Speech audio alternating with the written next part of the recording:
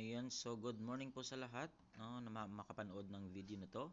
Ito po yung video natin na gagawin ngayon is kung paano ka mag-change password ng inyong dashboard, yung inyong account. So, simple lang po, punta lang po tayo sa ating Chrome and then log in po tayo sa ating account. Okay? Ayan po, no?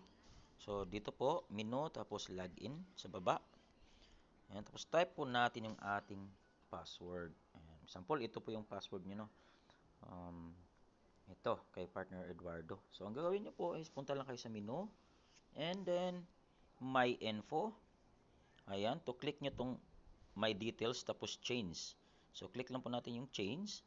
Ayan po, sa baba. Scroll up po natin sa baba. Scroll down, scroll up po natin. Ayan, dito po sa password. Ayan, type natin yung password dito. At saka confirm the password. Ito pong dalawa. Dapat pareho po yung password na yan. And then, click save. Pag na-save nyo na po yan, tapos na po yan. Okay? Ganun lang po kaiksi.